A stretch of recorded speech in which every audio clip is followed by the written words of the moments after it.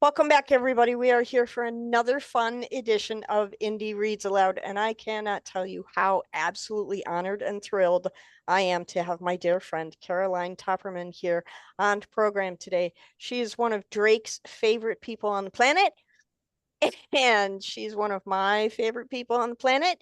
And she lives in Toronto, and that's where she's coming from today to be with us. Thanks, Caroline. Thank you for having me. Hi, Drake. Drake is very happy. He's sitting right here watching.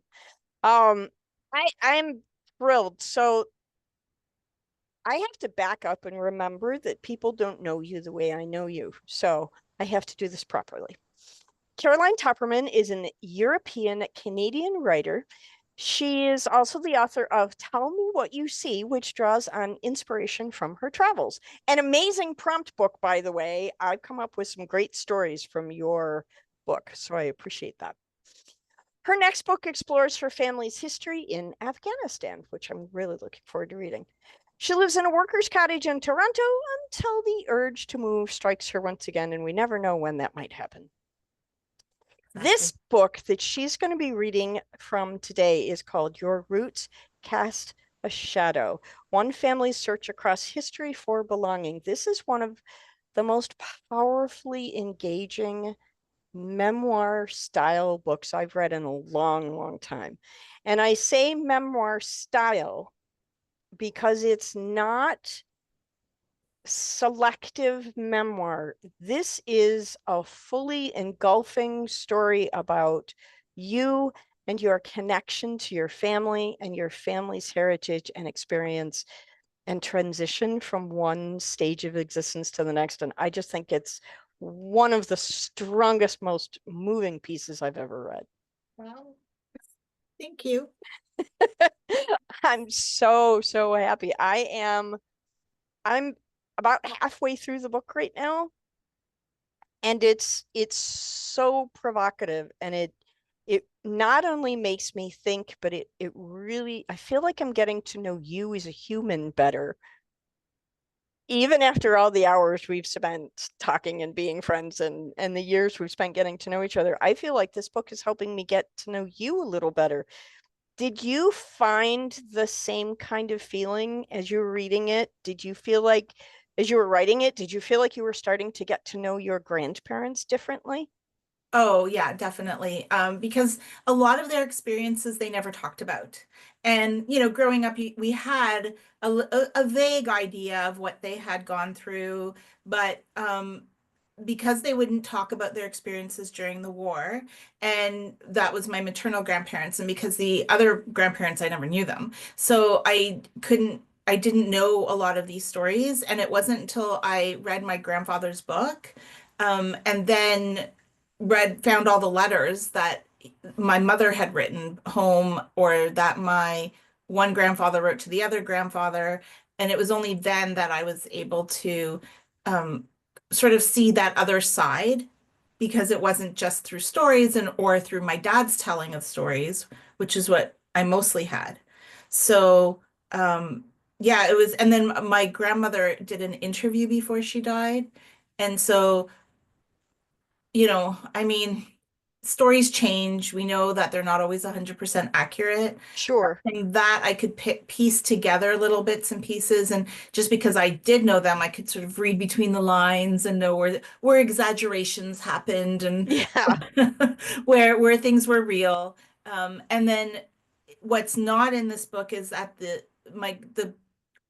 the book that my grandfather wrote, which I'll be talking about in a minute, but that book, it's actually at the Holocaust Museum, a Holocaust museum somewhere in Europe, and also at the Hoover Institute at Stanford.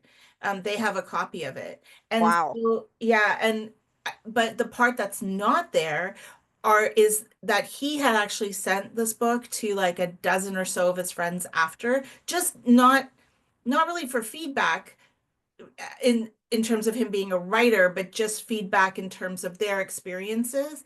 And all of those letters, which I thought those were private, but all of those letters gave me even more insight because Oh, I sure. argued with him.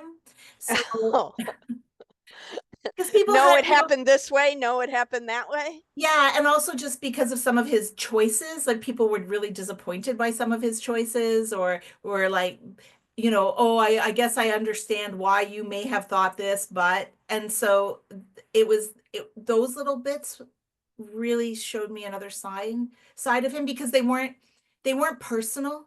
My dad had his own thoughts about his father-in-law, Sure, you know. as we all do. Yeah, Right. right. And so that's why this was just it was like sitting in on a conversation among friends. That's very cool. That was So interesting. you got And to be that fly on the wall for a little bit.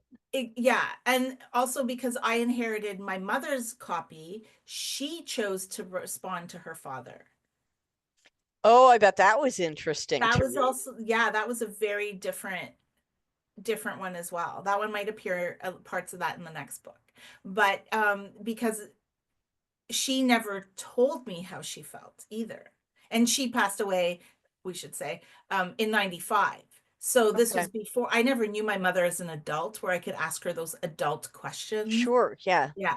Yeah. And probably because she felt it wasn't age appropriate, she didn't have those conversations spontaneously with you. Yeah. I mean, at this point, my parents let me read whatever, but I mean, I think because it was all in Polish, I had to be good enough to read this book in Polish myself, which took a while because Yeah. it wasn't easy to read necessarily. And it was, and parts of it were super boring because the man was an engineer and there's pages and pages of like lists of people's names. And I'm like, I don't know who half these people are. I would spend days researching people, figure out who they were. So Kind of like going back to, the Old Testament and reading the book of Numbers. Just yeah, like, oh, exactly. really? Yeah, exactly. I'm so impressed with this work. I'm going to be talking about it for decades because Thank you. I'm really, really moved by this work. Um, I want to hear a little bit and then I want to talk a little bit about it. Would you please read a little bit of Aloud for us? Absolutely. This one will speak for itself, so we can talk about it after. I don't have to um, explain anything beforehand, I don't think. Okay. Um, Years after his death, I found a book my grandfather had written, Wspomnienia i ludzie, Kronika wydarzeń. The Times and People, a chronicle of events. By that time, I could read Polish well enough to know that this was an important document. The copy I inherited was dedicated to my mother. Just like the title suggests, it was a dense chronicle of events. Immediate family members were allotted a single sentence at most. Much of the text was simply his memories written for himself and his friends. While I never knew him as particularly political, I believe that without realizing it, he made several strong statements. The first was his decision to call leaving Poland in 1969 a second immigration rather than an expulsion.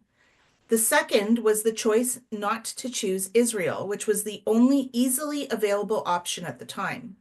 He was adamant about moving to Yugoslavia, which was also a communist country, but not under Moscow's rule. The condition to leaving was the renunciation of his Polish citizenship in order to get travel documents. My grandfather, Jejo, in his mind was a Pole first. After many days of haggling with the government clerk, they agreed to use of Jewish origin. In the postscript of his chronicle, he says he went on to regret this way of thinking and regret his remaining, in the party. My dad, though, is pretty sure that, like his own father, Frederick simply chose to ignore whatever conflicted with his beliefs. I would say they were all blind to what was happening, blind to the atrocities committed by Stalin, blind to the murder of hundreds of thousands, blind to ensuring that millions more would starve to death.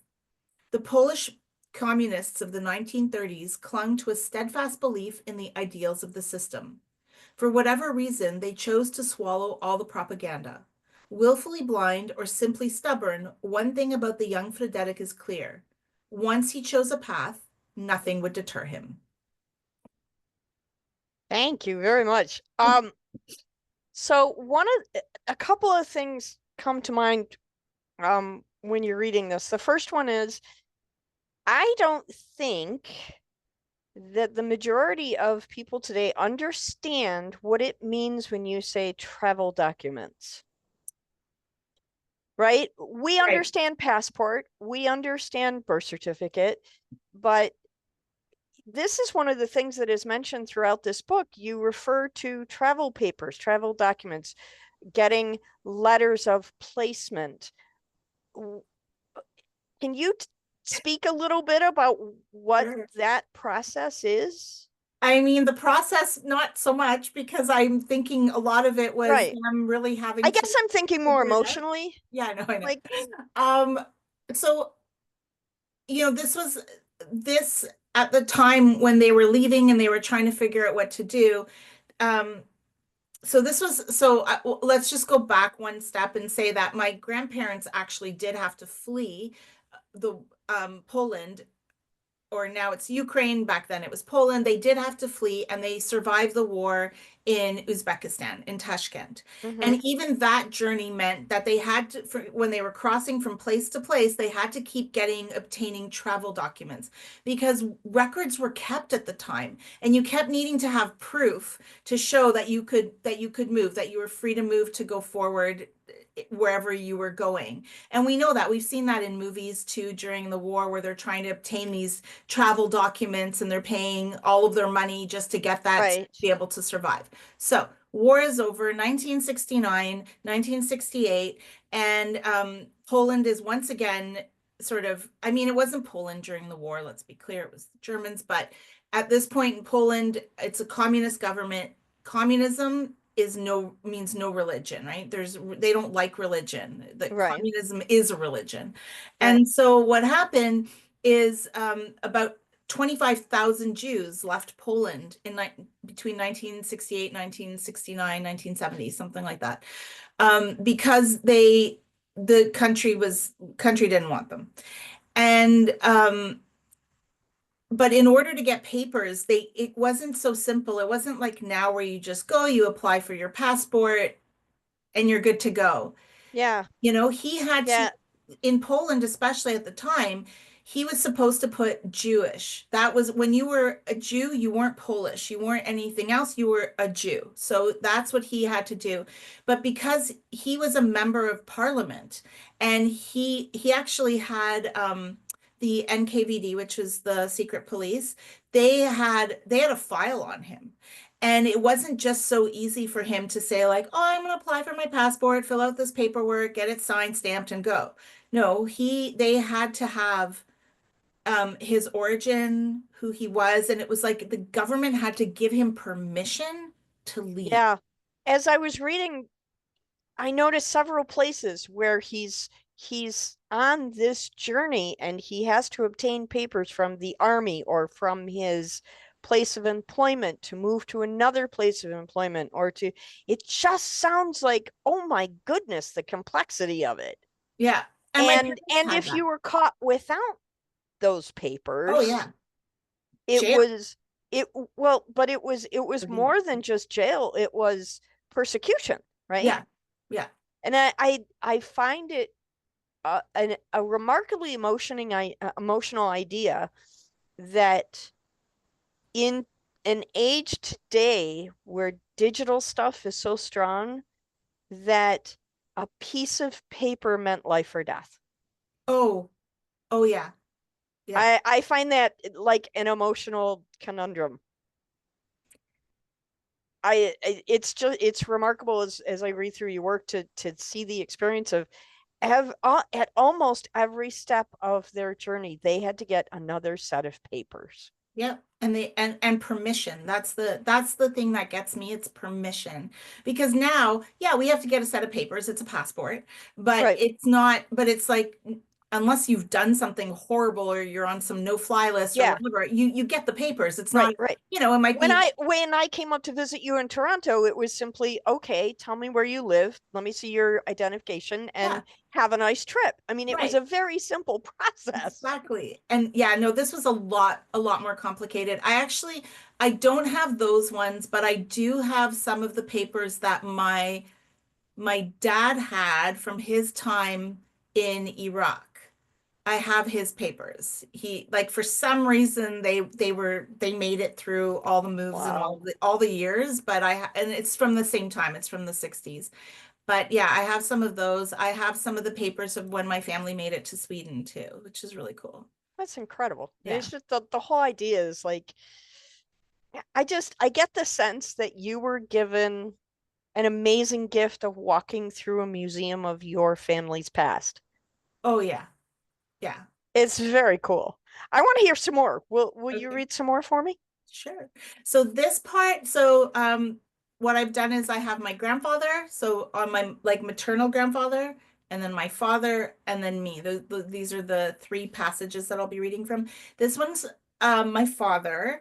Franciszek and Wandeczka are his parents. They come up in this. And my father was born before the war. He was born in 1937. And my grandfather was an engineer at the time, and he was given a contract to build a road in Afghanistan. And it was the road from Kabul to Jalalabad. And so that's when the war broke out, they were in Afghanistan and they weren't allowed to leave while the war was happening, while the front was still in Poland. So my dad, his early childhood memories are all from Afghanistan. Okay. This is this is from my dad. In 1944, Franciszek and Wandeczka joined the Union of Polish Patriots, which in turn helped the family return to Poland.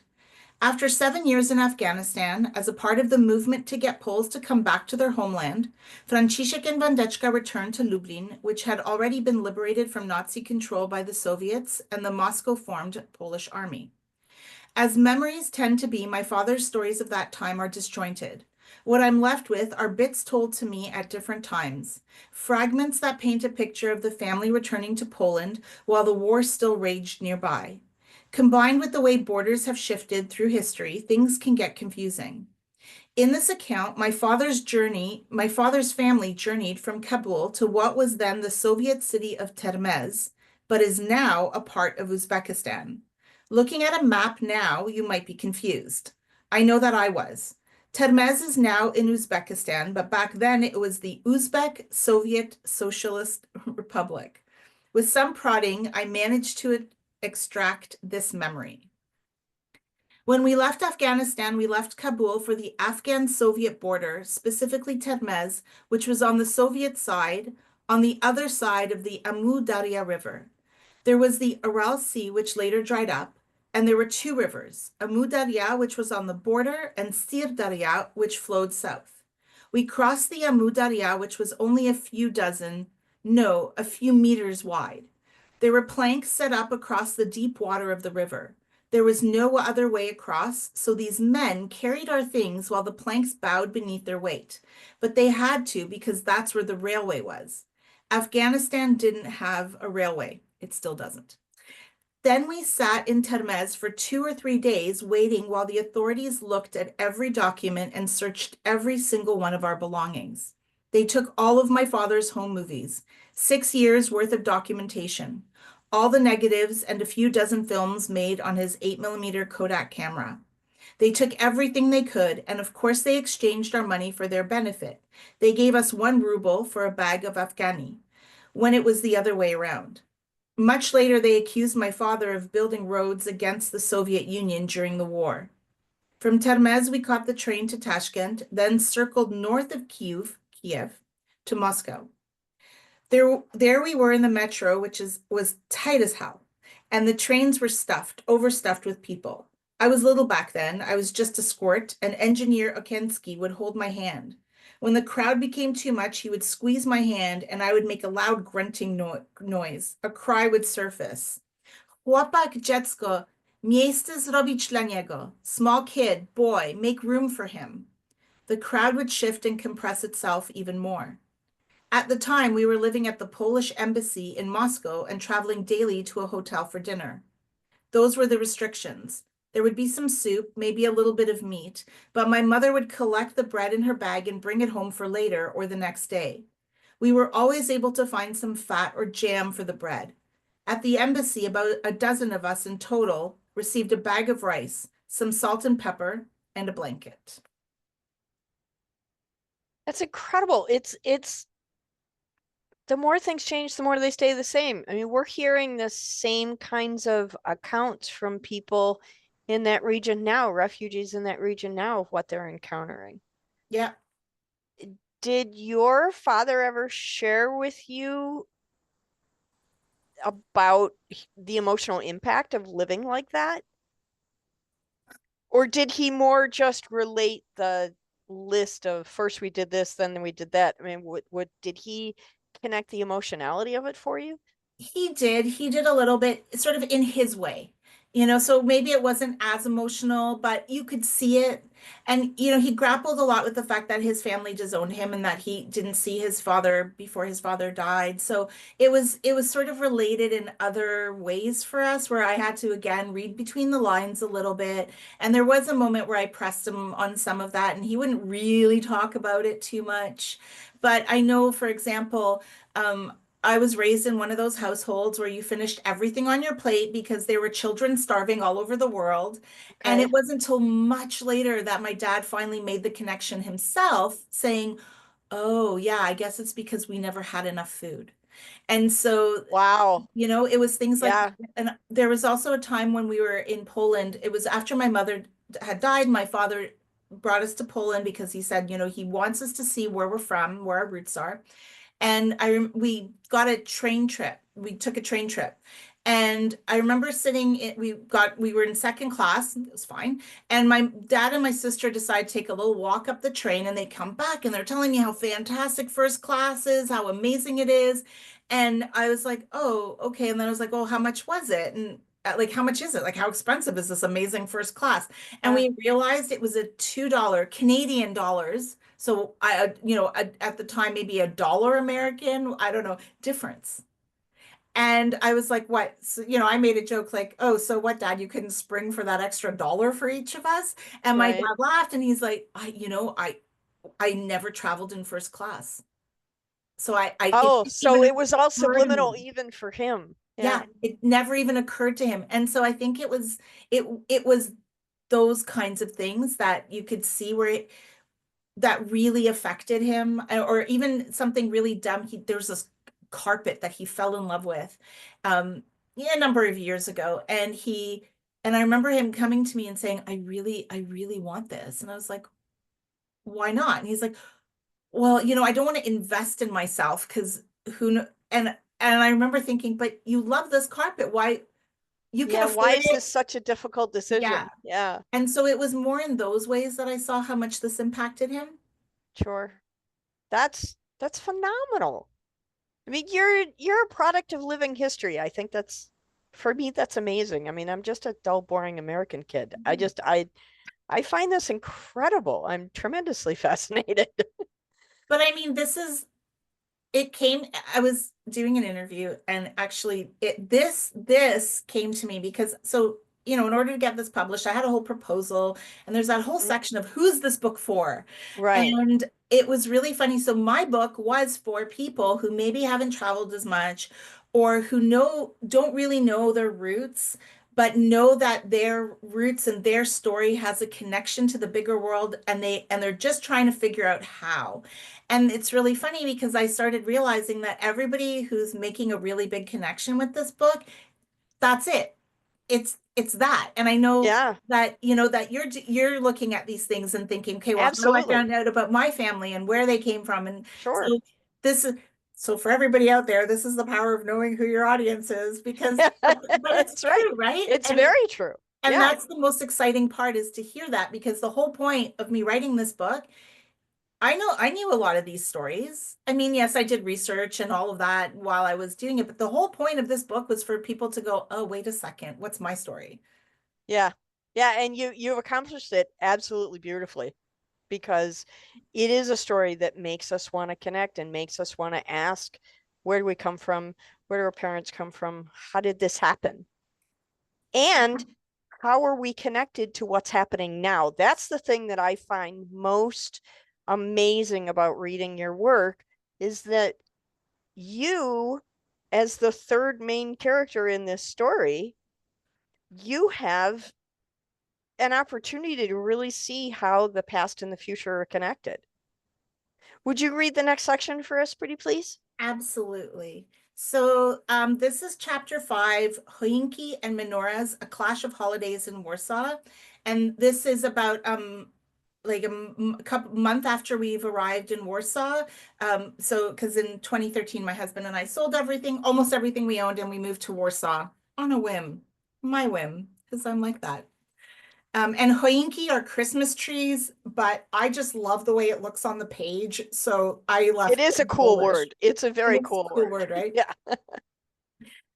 Hanukkah, As a well, complete yeah. language nerd, it's a cool word. I know, I think so too, which is why I left, which is really the big like deep reasoning of why I left it was because I just love it and I just love saying it. And Yeah, so it's fun. that was it. That was my Yep. deep moment. Hanukkah comes early in 2013, starting on November 27th. Most of our things are still in boxes somewhere on the ocean. It's at this moment that it hits me. Where do I buy a menorah and candles in a Catholic country? In Toronto or Vancouver, it was easy, but in Poland, I finally realized that the only place to find a menorah and candles is in the general store next to the Nozik Synagogue on Twarda Street in what was once the Jewish part of town. Entering the courtyard, I feel the same way I do when I first see the boundary marker embedded on the sidewalk on Świętokrzyska, depicting the wall where the Jewish ghetto once stood. The friend I'm walking with, a longtime resident of Warsaw, admits it is the first time she has noticed the marker. I don't say anything, but I want to yell out at everyone mindlessly stepping over the metal plaque. Do you know what you just walked over? Do you know what happened here? How can you go about your day and ignore history?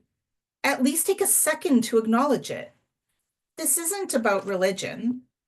It's more about humanity. I'm frustrated. I am terrified that this is ignored.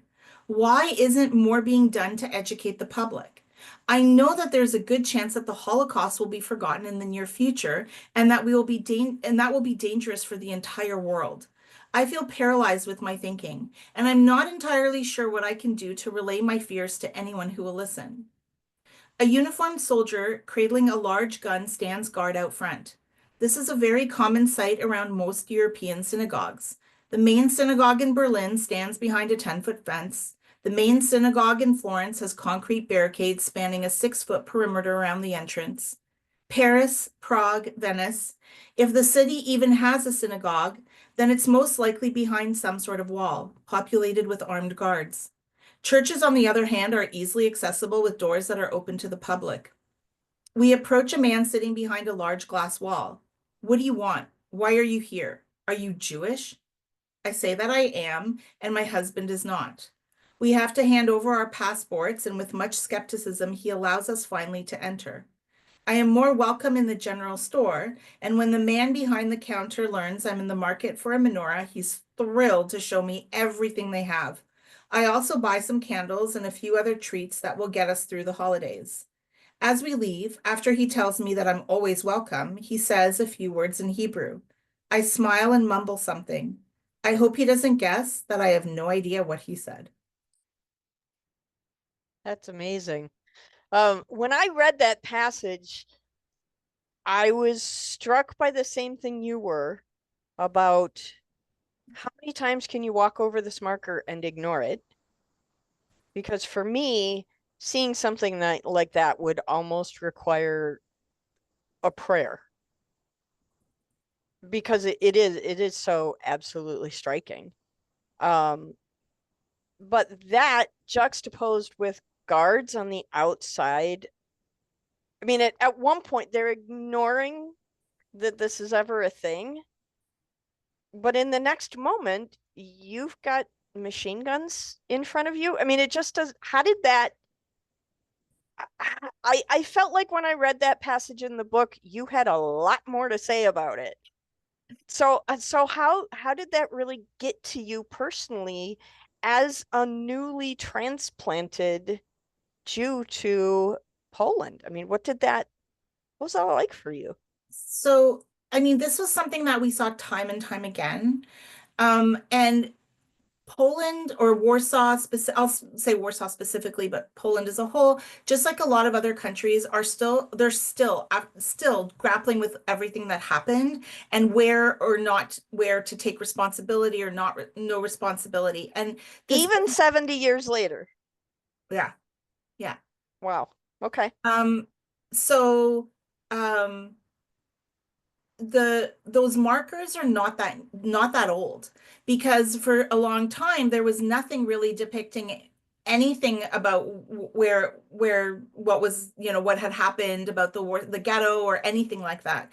And it's just in the last like handful of years that people have actually started setting up committees to put these markers down, and they're probably like a foot wide, and they span like an extra wide, it's more of a boulevard, so an extra wide part of the sidewalk, and it says that this is the marker of where the ghetto walls once stood, and then there's usually some marker off to the side. And yeah, the first time I saw that, I was like, oh, so we're physically entering the ghetto now. Yeah. And that's where my grandfather, my maternal grandmother's step uncle, he passed away. He was either murdered there or he committed suicide there. Nobody really knows, but he was one of the foremost scholars of Jewish history. Like if you're going to study Jewish history, you're studying him, Meir Bawaban. And so there's this weird connection from that as well there for me. And so the first time it was just so weird for me to see people just sort of walking like normally. They live with this every day. They walk by this every day, and they don't really stop. I think you just become desensitized to it. We lived around the corner from this library, this old beautiful library that's still um it was blocked off, like you couldn't go in or anything, but Mm-hmm. there was a plaque on the side that said this is where the Nazis burned books during the war. Wow. Yeah. And so, and that it exists, like you can look up the library. And there are quite a lot of plaques. Poland is really starting to work on it. Just like I go to Munich a lot for my husband's work, but there are more plaques, there are more things like that right now that are happening. More moments of remembrance, But I but think people don't know. I remember that second exodus that I had mentioned before in 1968, 69, I had brought my friend to the Poland Museum, which is the big sort of, it's the Museum of Jewish History. So it's not just, there's a Holocaust section, but it's like full Jewish history in Poland okay. and Europe. Okay. And my friend who grew up, lived in Poland her whole life, grew up there, went to school there, didn't know. That's remarkable to me. Yeah. And so I think that that's what happens. And also the way the Jewish area part of town, it's like Grzybowska Street, that little area there, which says nothing, tells you nothing.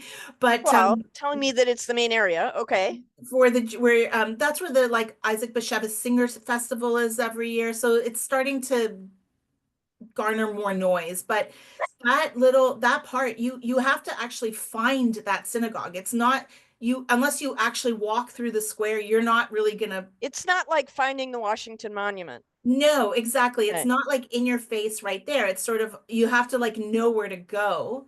And but yeah, just like every other synagogue that we've been to in Europe, there are guards because they're just not letting that happen. And then The idea that you had to show your passport to get into a house of worship floors me. well, in Florence, you have to walk through one of those airport full body scans, and even if you have a purse, you have to put that in a locked cabinet. You're not allowed to bring it in. And this is just so happened. I know this because I happened on the conversation, but a lady was asking, can she come worship on Saturday? And they Uh-huh. said, yes, but you have to go down the street to the synagogue office and you have to show them proof and get cleared. And then you come back with, oh, look, a card, a piece of Again, paper. travel papers Yeah, giving you permission. to go into worship on the That's weekend. that's amazing. And so, and now the last time I had gone to that synagogue in Poland, Nożyk, was you had to pay. Like it wasn't just like oh, you can come in. Like it was nominal, but you had to pay to Right. go in. And so, and that's normal. And, after from the last 500 days or so, even here in Toronto now. I went to speak at a synagogue and there was security. It wasn't quite as intense, and he Right. Canada, so he didn't have, he didn't have a firearm on him, but but yeah, and I've been to now events where the police are standing guard So, outside. so one last question before we wrap this up, because I know you and I could talk for We could. hours and have. No one's going to listen that long. We have talked hours. Um, do you get the sense that through writing this book, you are becoming a piece of the tapestry of your family's history? Or do you see yourself as a reporter of your family's history? I see myself as a continuation. Because a lot of my grandfather, he ran an underground press, and now I help people get their words published. My mother wrote a lot of articles about anti-Semitism and really fought and wrote letters to the editor and all of that. And now, I Mm. wrote this book. And so So you are carrying on the legacy your family established, I really. hope so. That's what I'm trying. That's what my goal is to do. I think you're achieving your goal hand over fist. I mean, truly. This is a wonderful book. Your roots cast a shadow. This is an amazing piece of art, and I'm really honored that I have a copy and that I'm reading you. And thank you so much for being on the program. Thank you for having me. This is an honor. Oh my We gosh, have some amazing writers on here. yeah, we do. We have a great community, and I'm so glad that you're a part of it. And when you finish the next book, will you please come back and read for me again? Of course, absolutely. Thank you, Caroline. I hope you have an awesome afternoon. Thanks. You too.